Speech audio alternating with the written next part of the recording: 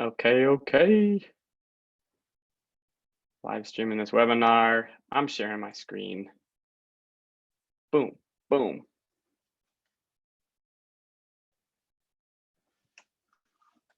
All right. Welcome, everyone. Welcome. Whoop.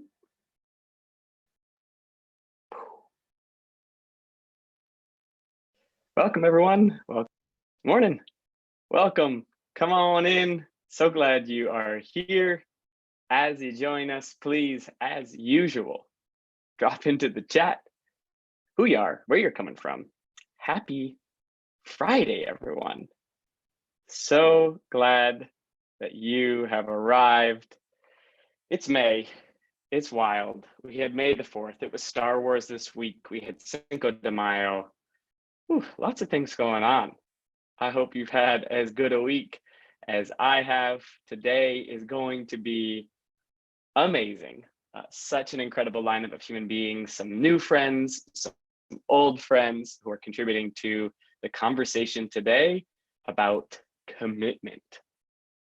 We have people coming in from Lake Taps, from Indianapolis. We got Wisconsin in the building. Who else is here? Say who you are, where you're coming from, where you're joining today. I'm gonna see if I can make this look a little bit better. Apparently, the screen looks blurry. Already off to a good start, but don't worry, we are committed. Let's give this another shot. For those of you who we have not yet met, it's so great to be connected. Thanks for being here today. We do these every Friday, these virtual assemblies. And today, I think this is like week 7 or 8. Any questions you have, you can drop them into the chat. We got teammates on board who are here to help. We got people coming in from Kelowna. Violetta, nice to see you. It's so fun. We got Indio in the building, Pendleton, Oregon, Inglewood Middle School. Sarah, how are you? Haven't seen you in far too long. We got Wyoming, Flagstaff. What's up, Sandy Ginger? Coming in from Las Vegas, Panama City, Washington, Battleground. Oh my gosh, so many incredible humans as usual. This is a highlight of my week. So welcome to another Character Strong virtual assembly. If we have not yet met, my name is Houston, and coming in right now is a new friend named Allie. Before we spend a moment with Allie, this week's assembly is all about commitment. Allie, good morning. Good to see your smiling face. We've done it. We got you here. How are you? Good morning. I'm doing super well. You got such a good smile on your face. Kind of funny how our topic. You got such a good smile on your face. Thank you. It's kind of funny how we were talking about commitment today, and how our topic is somehow for some reason couldn't get on the call. Our topic is. I know we've already exercised a lot of commitment, even just this morning. Exercised a lot of commitment, even just this morning. Definitely. It does. Well, before we start our chat, Allie, I want to share just a little bit more about commitment, what it means to me, how we think about it here at Character Strong. One of my favorite words, it's a new word that I read recently, and the word looks something like this. It's a Greek word, and the word is akrasia. Akrasia means weakness of will. And the way that the Greeks think about it or talk about it is when we know something to be important and we fail to act on it anyways, that's akrasia. The idea that we can hold something as valuable in our life and yet fail to follow up with meaningful action. I don't know about you, but I do that all the time. So commitment is fighting back against our natural desire not to act, even in our own best interest, which is a bizarre thing that humans do, but so often we want to do a thing and fail to align our actions to our intentions. One of our favorite equations here at Character Strong, we say intentions minus actions equals squat. We can think about doing things, we can want to do things, and if we don't actually align our actions to them, then what do we have? No, nothing. So another treat this morning is having Allie here with us today. I got introduced to Allie through one of my friends, Sandy Ginger. And what I know about Allie is that she served as the Nevada Association of Student Council's state president. And when I brought on a couple of students a few weeks ago from Texas, Sandy sent me a message and like, wait, if you're having any kind of students on these assemblies, then Allie is the person that you need to get a hold of. So Allie, I'm super excited to have you here this morning. And the conversation today, as you know, we're talking about commitment. And at Character Strong, we think about commitment as sticking to your choices. It's a willingness to practice and fulfill your obligations or goals, even when it's challenging, even when you don't necessarily feel like it. So I'm going to stop sharing for a second because I want to see the bigger version of your face. And I want you to share, if you're willing, Allie, what does commitment mean to you? Let's start there. Okay, so definitely commitment is about being dedicated to a cause or an idea or a group. And for me, it really is about taking that higher level of responsibility. It's really easy to just say, I don't really feel like doing this today. I'm not going to X, Y, or Z. I don't really feel like finishing this project. And a lot of the times we just feel like it's the easiest thing to do rather than just going and doing the thing that we don't really feel like doing.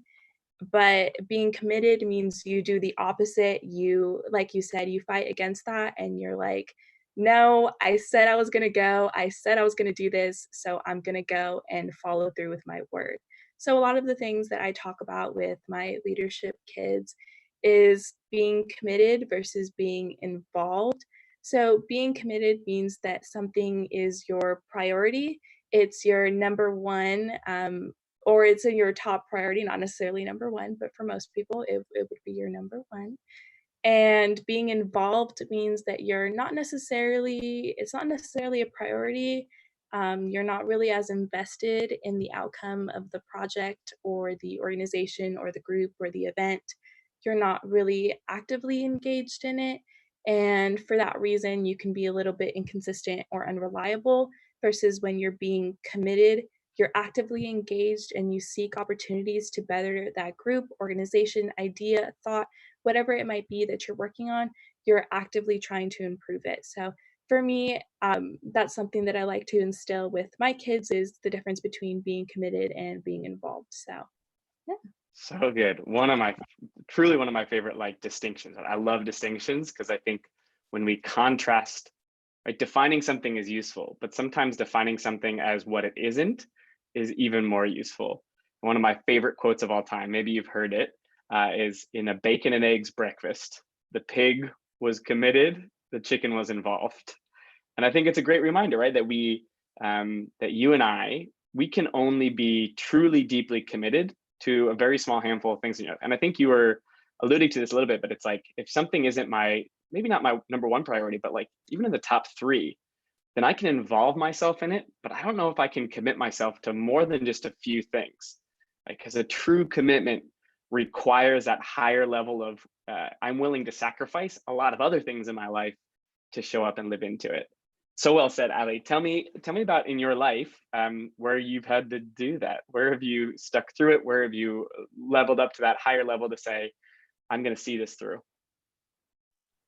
Okay, so when I ran for the Nevada Association of Student Council's president, I really wasn't 100% sure the level of commitment that I would be required of. So I definitely ran. I was surprised that I got it. I honestly wasn't even expecting it. So I was just like, well, it's a question for a later problem. But I got it, and the first time that we met, Miss Ginger, she made it very clear that we would be missing events or we would be missing weekends or school or activities for this organization. And it's rightfully so because we're representing the entire state of Nevada and that became our commitment. That became our number one priority. So I definitely had to give up a lot of my weekends, a lot of my time with friends to really be there with people who were organizing conferences or just to go and have a meeting with the rest of the board. So it definitely was a pretty high level of commitment that when I started, wasn't really sure that I was making, but once I realized the level of commitment that I needed to make, I kind of buckled down and really stuck through with it, especially towards the end when we unfortunately got cut off from our state conference.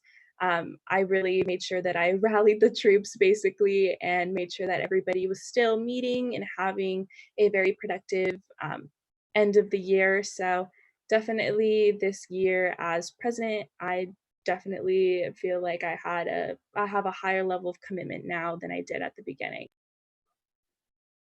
I love that last example. It's so good of when faced with adversity, right? Like anyone can be committed to something when in times of ease and comfort.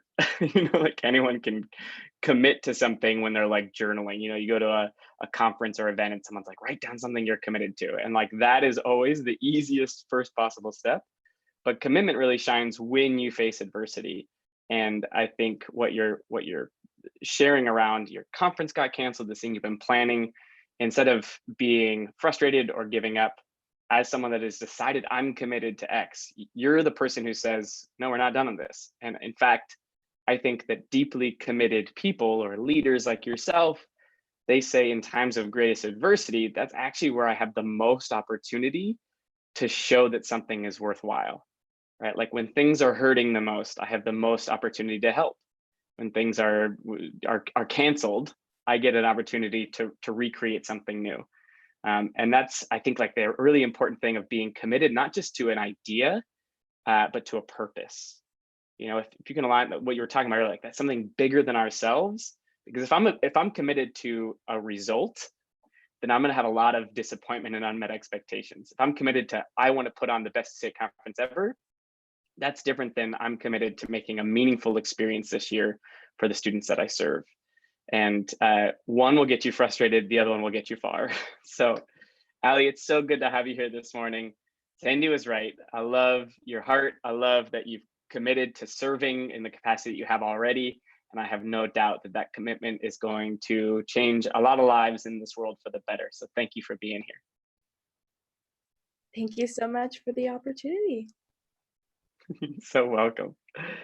I know that, Ali, I don't know if you know this, but I looked at your Instagram and I saw that in your bio, it was something about like always seeking discomfort. And I'm excited because that motto is the rally cry for some of my very best friends. I live here in California, and a few years back, I got a chance to meet this goofy trio of individuals named Matt, Amar, and Thomas, which form a YouTube group called Yes Theory.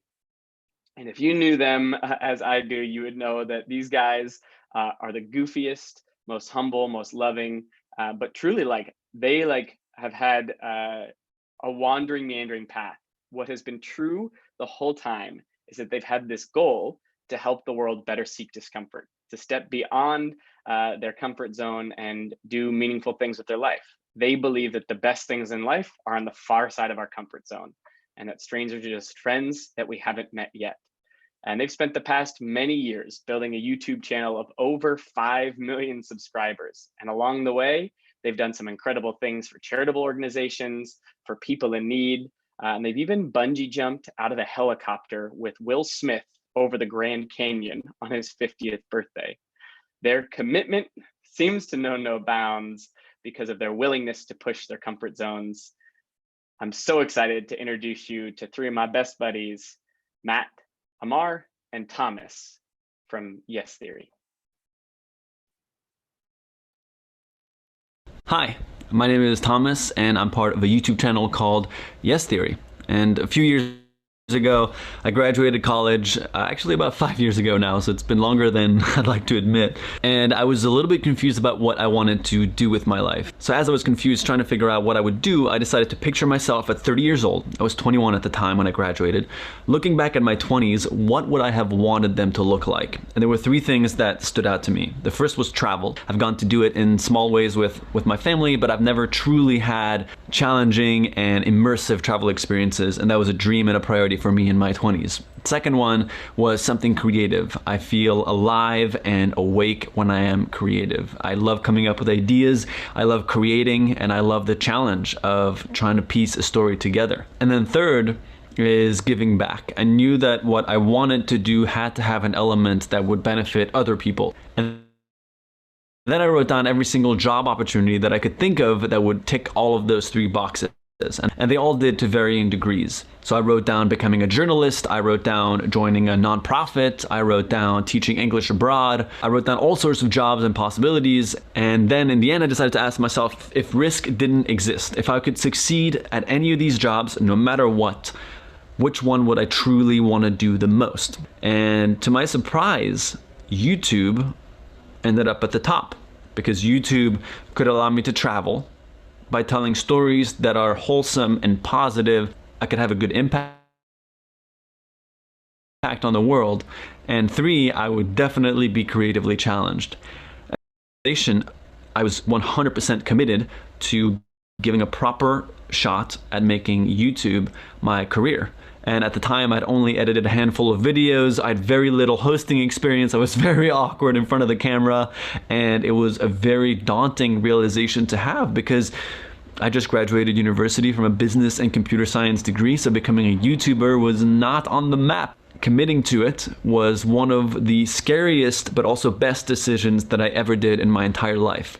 And I think a huge part of why I was able to eventually create a career out of this is because I decided that I'm going to give this 300% of my best attempt. Because I knew that my parents were not going to be on board with this at first, and I'm also stalling a bunch of other career prospects that I had. So committing to this was a big risk for me. And so I got a part-time job. I learned how to edit. I tried to get better at hosting. I ended up meeting Matt and Amar, and we started Project 30 together, which ended up being 30 things we've never done before in 30 days. And I ended up truly connecting with the idea and the philosophy of having discomfort at the core of my life. And I am now internally grateful for the commitment amidst all the fear and confusion and hesitation that I had. It is a commitment, but it is also a constant commitment. It's something that I have to permanently remind me that no matter what happens, no matter how difficult it gets, I'm going to overcome it, and I'm confident that I'm doing exactly what I want to be doing. And for that reason, commitment can be scary, but it can also be one of the most meaningful things you do in your life. So good luck, and seek discomfort. And so my challenge to you is to picture yourself in the future, looking back at your life, thinking about what you would want it to look like. Then picture you being able to pursue whatever you want in your life without risk being in the picture, and seeing what ends up being at the top. Then I would challenge you to commit to that. It doesn't have to be a full-time job or full-time project right away. Whatever it is, commit to doing it to at least some extent.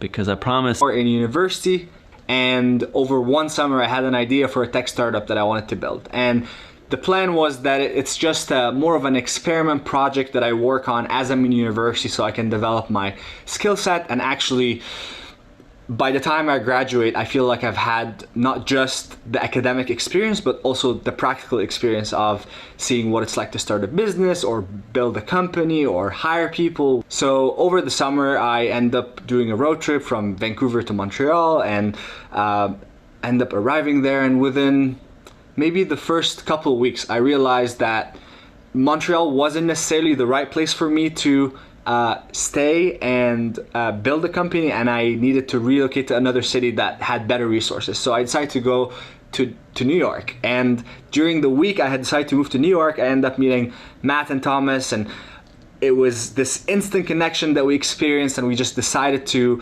move in together and do Project 30. Doing 30 things we've never done before in 30 days, and we made a video about it every single day. That's how Yes Theory started. So my story actually begins after Project 30 because the summer was over and I needed to make a decision for whether I was gonna go back to school to my full scholarship, because I was lucky enough to receive a scholarship that paid for everything to allow me to go to this university, and I was studying something that I really liked. But my heart was really in this project. I had been working with Matt and Thomas, it just felt really right to continue following that and double down. If I didn't do that at the time, I would regret it for the rest of my life. And even though there was a lot of risk involved for me foregoing my scholarship, but I just felt like this was my calling, and that's what lies the value of committing and being able to follow your gut and to follow your intuition when it tells you that, you know, this is something that you want to do, or is something that feels like it's fulfilling your purpose and fulfilling what you truly want to give to the world and give yourself. That's my story of commitment. I don't know if it made sense. I hope it did. I hope you enjoyed it. And I really urge all of you to think about commitment and think about what you're committed to in your life. This is all for today. Thank you for listening, and I'll pass it on to Matt.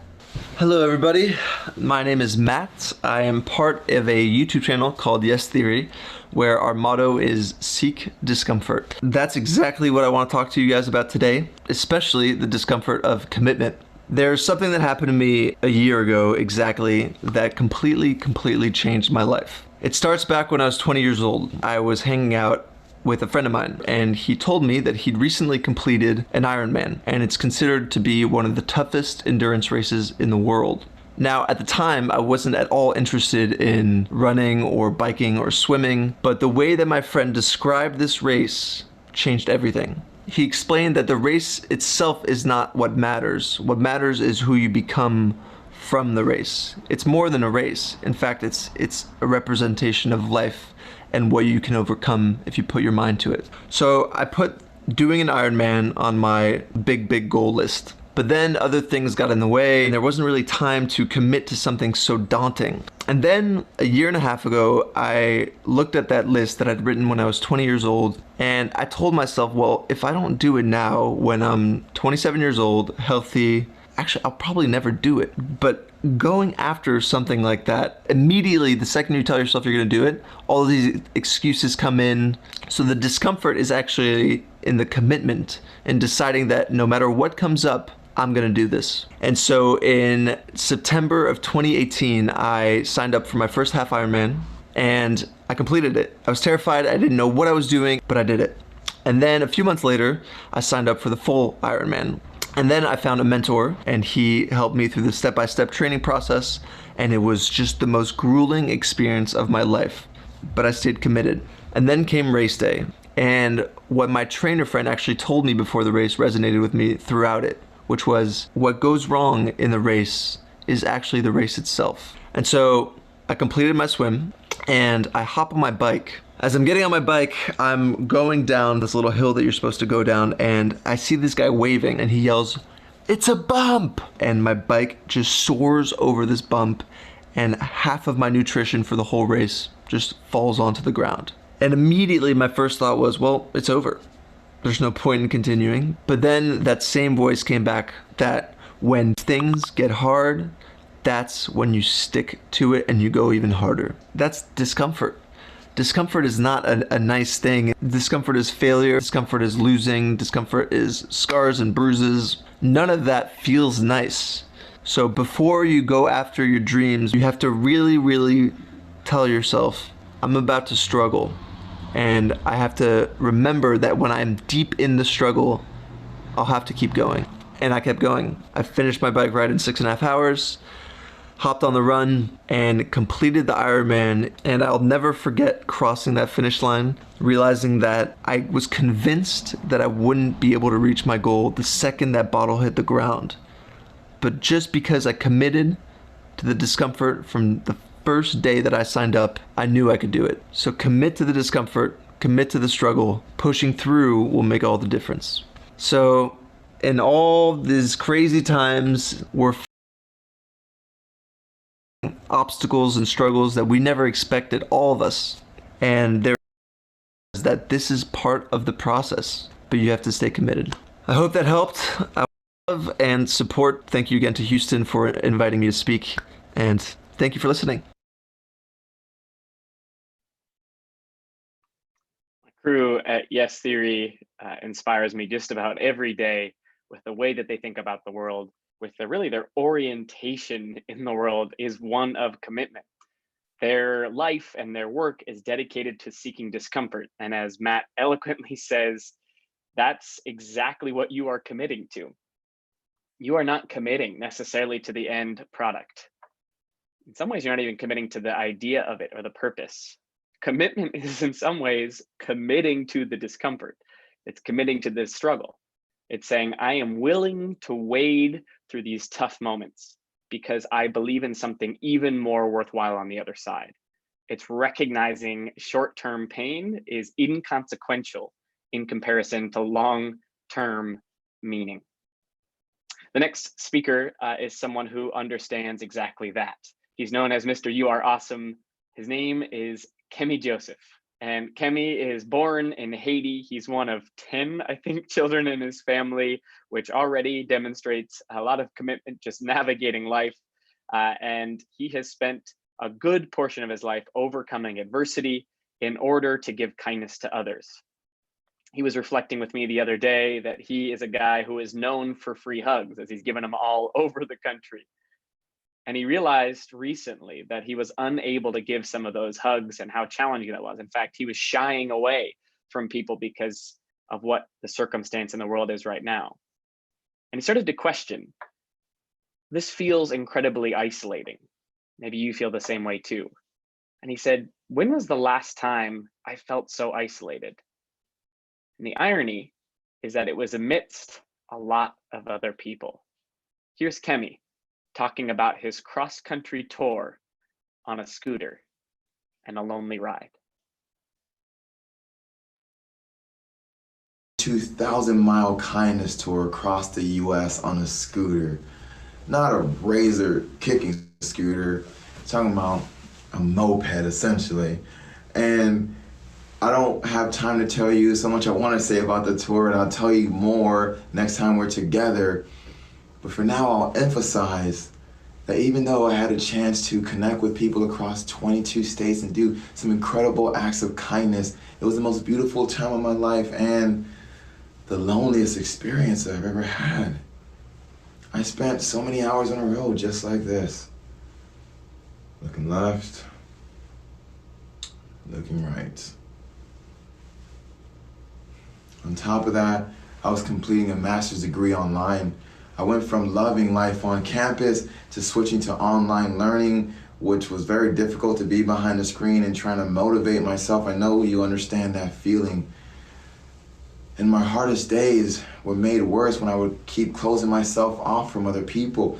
I mean, people were used to seeing me as the kind of guy who wears a gold jacket, someone who's positive, someone who's uplifting, so I didn't want them to see my sadness or my suffering, especially on social media. So I got really good at hiding my pain, but it created an emotional prison. I mean, in fact, most people don't even know that I've been dealing with depression ever since I was 8 years old. And I can remember many nights where I wanted to run away from home. And I can get away and run away from a home. I could jump on a scooter and run away from a city, but I can't run away from my emotions. I mean, I bring them with me everywhere I go. I'm driving in New Mexico and the beautiful mountains are over here to my right, a sunset right in front of me, and the road is clear. It's such a beautiful moment, and sadly I can't enjoy it because all the emotions I've been suppressing over the years, these negative thoughts that kept popping up between my regrets and my fears of not being good enough or not being loved, all I wanted to do was drive off into the sunset right off of the earth and disappear. The only thing that kept me from giving up in that moment was my commitment to something bigger than myself. Being on that tour felt like a chance to make a great impact in people's lives. There I am in Alaska, and I'm sharing a hug with a woman who's crying tears of joy in my arms. She's so touched by my kindness, the kindness that I was bringing into the world. Serving others gave me purpose and meaning to my life. But after struggling on the road for about 5 months, I just began sharing my experiences with people along the way. And what I found that just changed everything for me was that we're all afraid of something. But the one thing that makes fear win is if we try to face it all by ourselves. That's really when we feel the most alone. At that time, I stopped trying to run away from my fears or trying to suppress them or deal with it by myself. But I had to start by doing the scariest thing I could at the time, which was hugging my fears. To give myself the love and kindness that I've been given to so many other people. It didn't all happen in a moment. I see commitment as many recommitments on a daily basis. It took practice to move my fear from being right here on my chest, holding me back, to wearing it behind me like a jetpack. Soon I saw my emotions as fuel. I could take my sadness, my frustration, my anger, and use it as fuel to connect with people closest to me, like connect on a deeper level, to serve in more impactful and better ways. My vulnerability became a gateway to emotional freedom, which I need now more than ever because I'm here with all my emotions again, but I'm doing better this time. We're in a brand new world. We can't choose what's going to happen, but we can choose how we're going to respond. Even though we have different versions of what we're afraid of, instead of worrying about all of our fears or running away from our emotions, use them to grow. Turn your struggles into strength. Trust me, it will help activate your motivation and resilience in a whole nother level. These last 3 weeks, I have recommitted to my sense of purpose from the tour. Obviously, I can't travel, but I still strive every day to make an impact in any way possible. Like making these videos, reaching out to people in my network, people around the world. It gives me a sense of meaning knowing that I can help other people navigate this isolation better than I did before.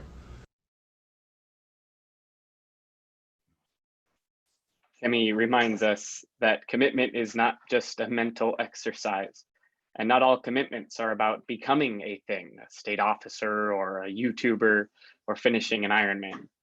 Some commitments are of the more emotional sort, the kind that allows you to give the same kindness that you offer others to yourself. An emotional freedom from an emotional prison requires a commitment to yourself. And as Kimmy beautifully articulates it, sometimes a commitment actually isn't just one, but lots of little recommitments every day to take that pack that you are wearing heavy on your heart and turn it into a jetpack. Sometimes pain can be the exact fuel you need towards purpose. The next person sharing understands that deeply, what it feels like to navigate pain and purpose in their own life, and to listen to yourself with a bit more clarity. Allow that inner voice to speak just a little bit louder. Here is Sonia. Hi everyone, my name is Sonia. I'm really excited to be here with you all today and to be part of Character Strong this week. I am a musician and I live in Los Angeles, so I am home right now, just like all of you. And I'm going to be singing a song for you all in just a minute. Before I do, I wanted to talk to you a little about why I wrote it and then how it relates to today's theme, which is commitment.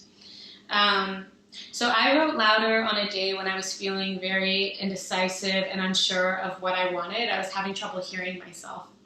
And I believe that all of us are born with a very clear inner voice. I think we know what we like, what we don't like, what we want, what we don't want. And it's just as we grow up, sometimes we're talked out of what we really want for ourselves, or we don't feel safe expressing ourselves for whatever reason, or we're bullied out of it. There's so many reasons why we lose touch with that inner voice in us.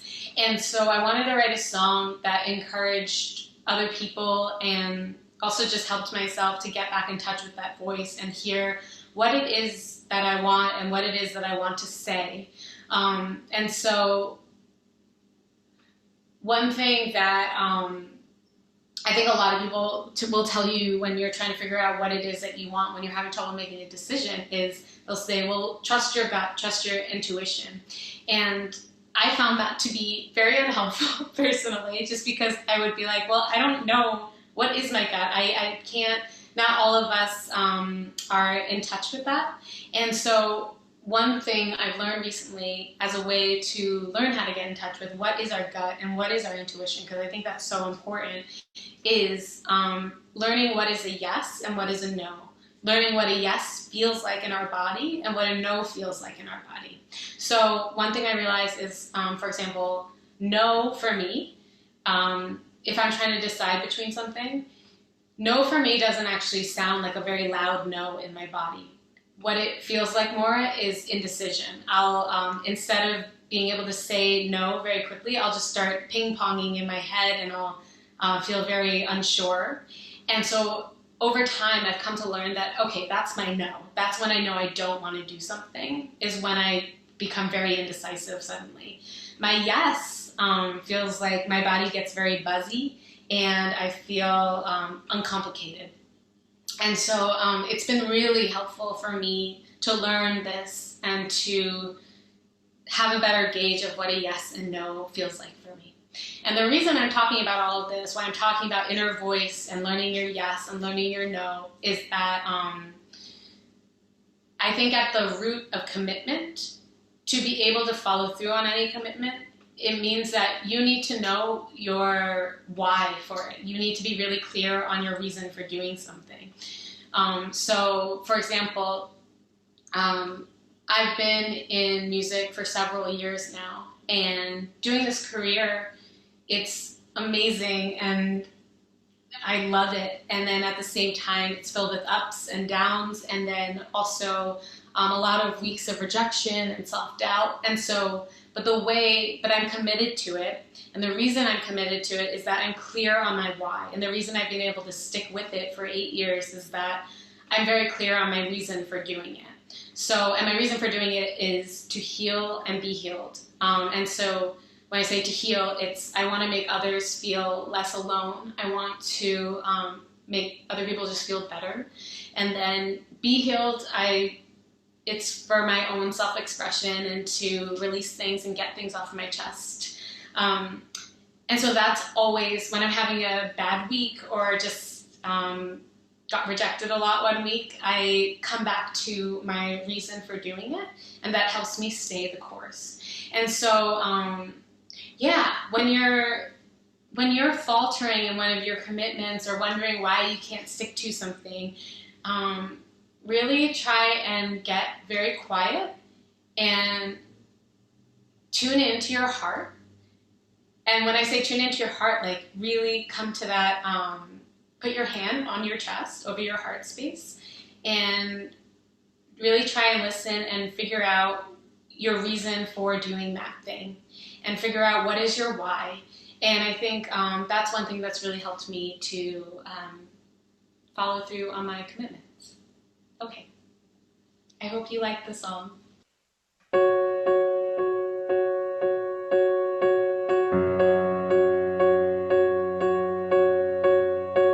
It started out so soft and true, a little whisper inside of you, a little spark, a little flame, a little fire to guide the way. Then you said yes and they said no. You said you wanted, they said let it go. You said it hurts, they said be quiet now. Don't you move, don't you make a sound. Louder, louder, oh, tell me what your heart says. Louder, louder, oh, I wanna hear you screaming, oh, oh.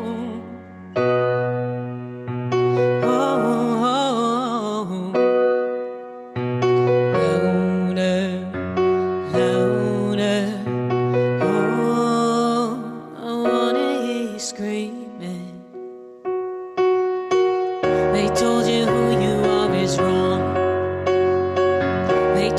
to shut up and get along.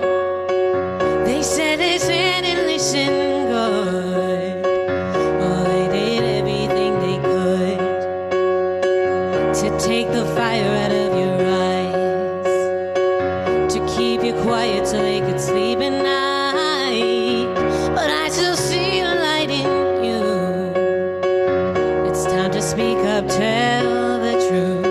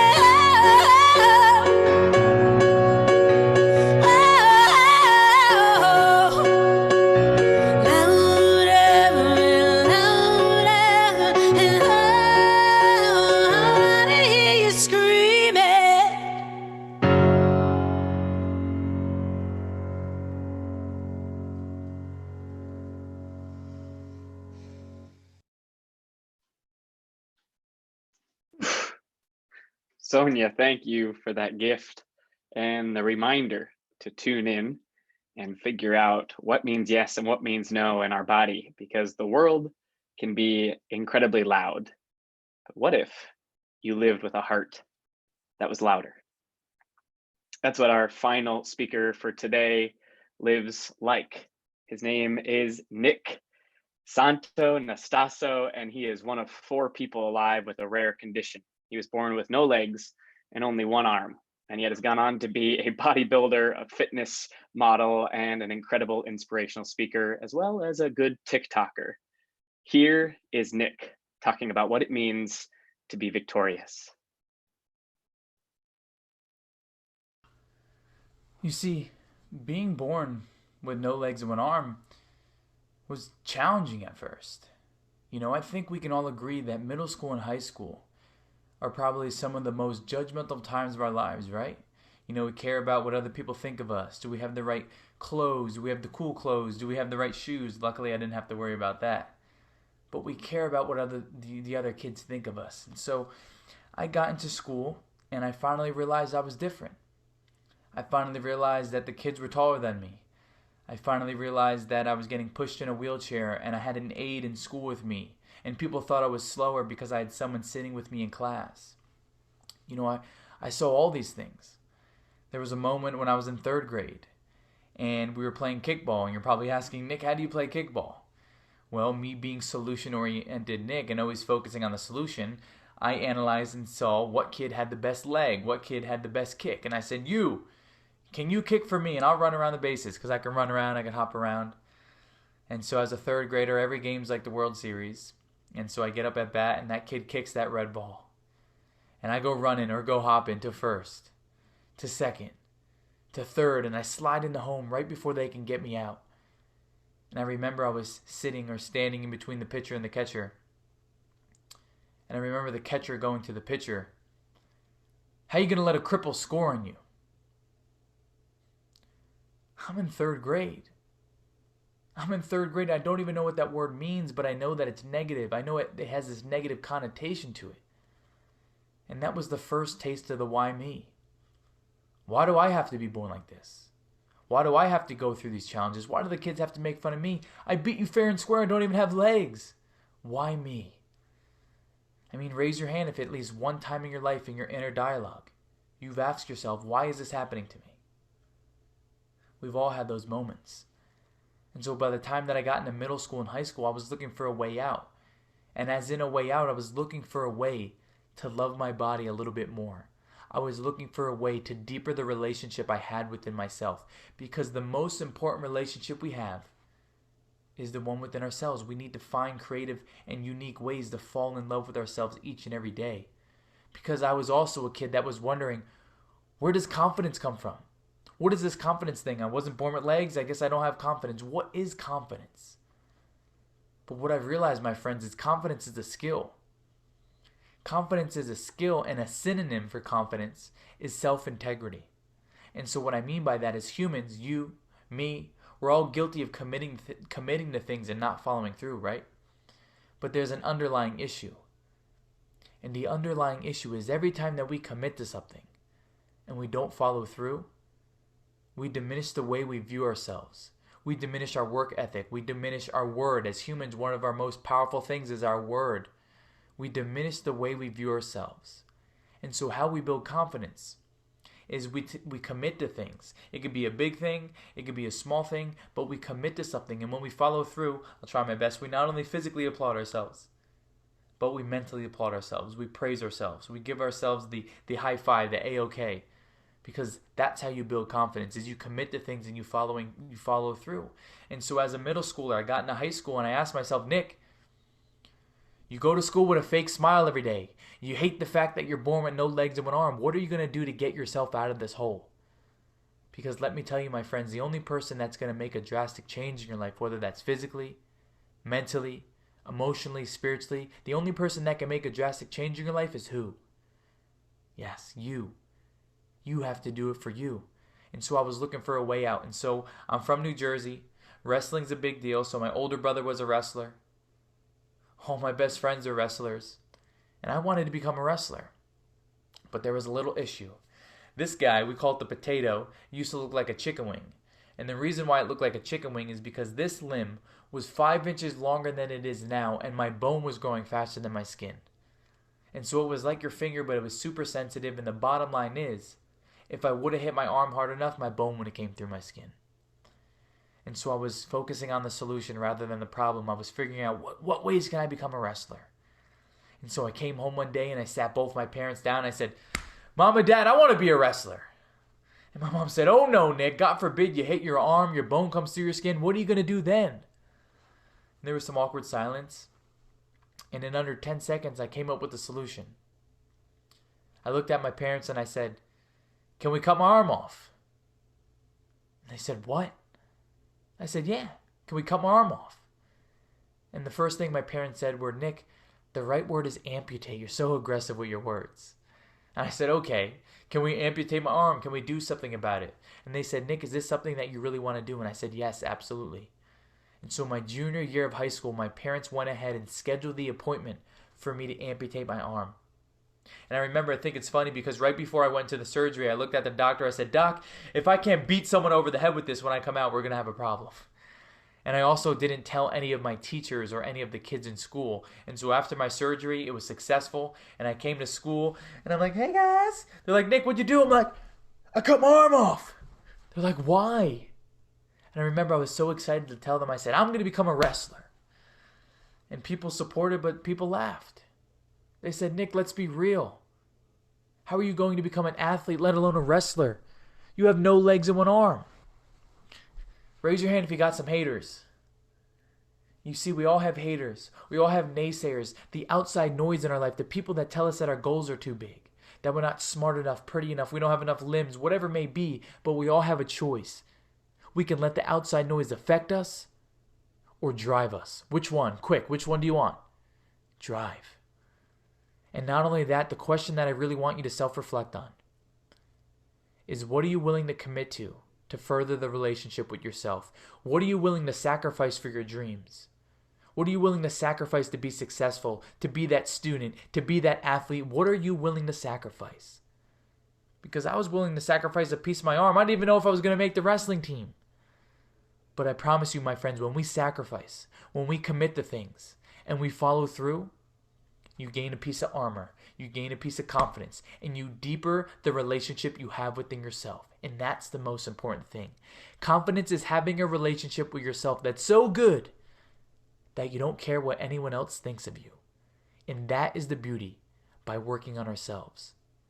Listen, over the 23 years of my life, my friends, I've realized it's not the physical body that holds us back. But the biggest disability you can have is a bad mindset. I'm Nick Santanastasso, and I'm sending my love your way.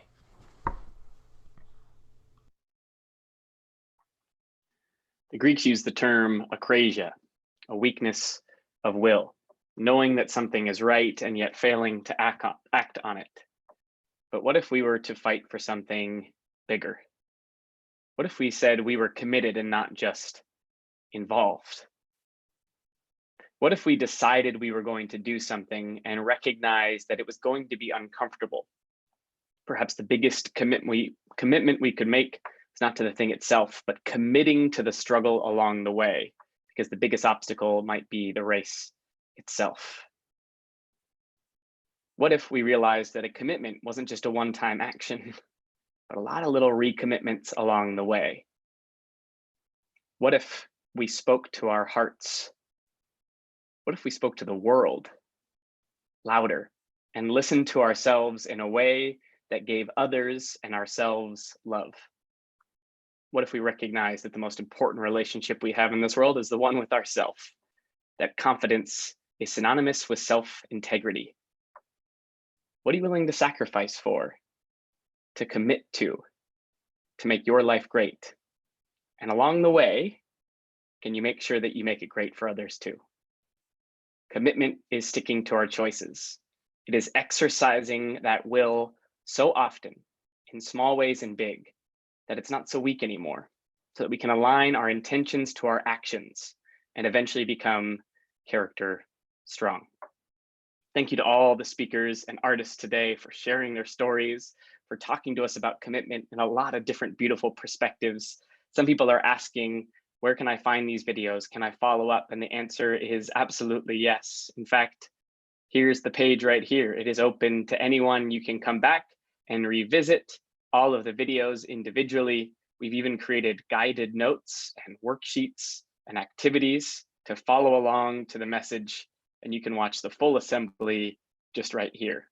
That's on our website at curriculum.characterstrong.com, but I'll link to it directly here in the chat. If I can, here we go.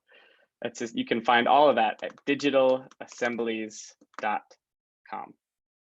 It's digitalassemblies.com. We'll see you here next Friday for another virtual assembly on patience. Love you all very much. In a bacon and eggs breakfast, the pig was committed, chicken involved. Which one you gonna be?